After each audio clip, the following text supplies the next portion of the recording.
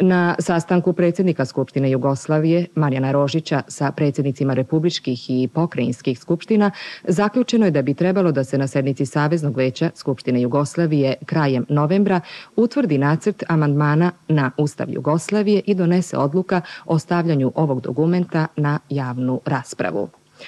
Prva jesenja sednica Saveznog veća Skupštine Jugoslavije otvorena je raspravom o sprovođenju zakona o obezbeđenju plaćanja među korisnicima društvenih sredstava, izdavanju menica bez pokrića i aferi Agrokomerc.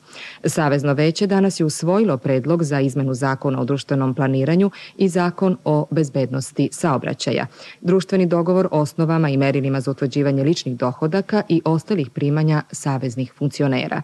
Na narednoj sednici Savezno veće će raspravljati o učestalim pojavama trovanja građana hranom.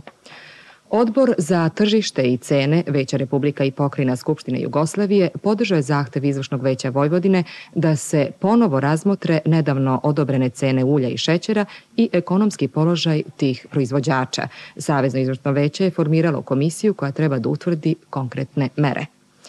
Cene na malo u septembru su bile za 8,7% više nego u avgustu. Njihov porast u odnosu na isti mesec prošle godine iznosi je 123,4%. U misiji Sjedinjenih država pri Ujedinjenim nacijama sastali su se državni sekretar Sjedinjenih država George Shultz i savezni sekretar za inostrane poslove Raif Dizdarević. Posebno je bilo govora o dužničkoj krizi i rešenjima koja bi uvažavala razvojne potrebe, program unutrašnje stabilizacije jugoslovenske privrede i njene izvozne ekspanzije. Američki državni sekretar izrazio je spremnost američke vlade da u tome aktivno i konstruktivno učestvuje. U Vašingtonu je ministar finansija Sjedinjenih država Baker izložio učesnicima Skupštine Svetske banke i Međunarodnog monetarnog fonda nove ideje u ublažavanju problema dugova zemalja u razvoju. Pomenuo je između ostalog i osnivanje novog fonda pri Međunarodnom monetarnom fondu, čije bi sredstva pomogla dužnicima u slučaju pada cena sirovina ili izvoza, prirodnih katastrofa, kao i u slučaju uporno visokih kamata.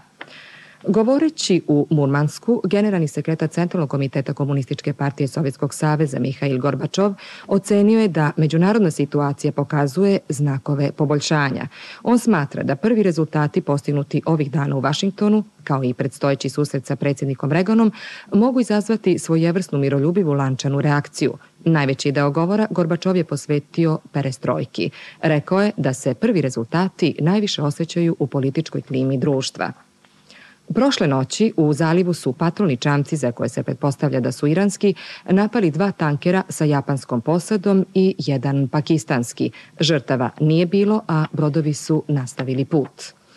Irački jurišni bombarderi pogodili su veliki plovni cilj u blizini iranske obale. Ova formulacija obično podrazumeva supertanker.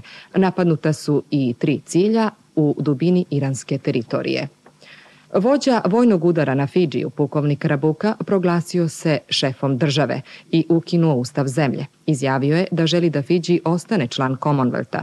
Međutim, britanska kraljica i dalje smatra generalnog guvernera jedinim zakonitim predstavnikom izvršne vlasti.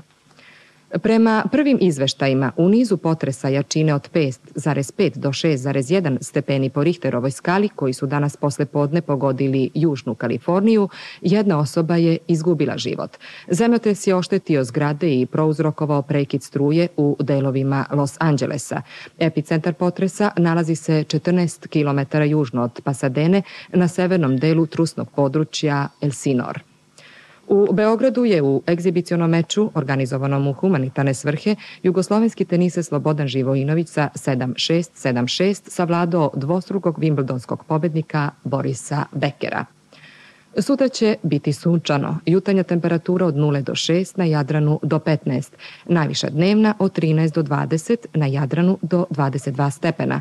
U Beogradu sunčano sa temperaturom od 6 do 18 stepeni. Emisija 24 časa je završena. Prijatno i doviđenja.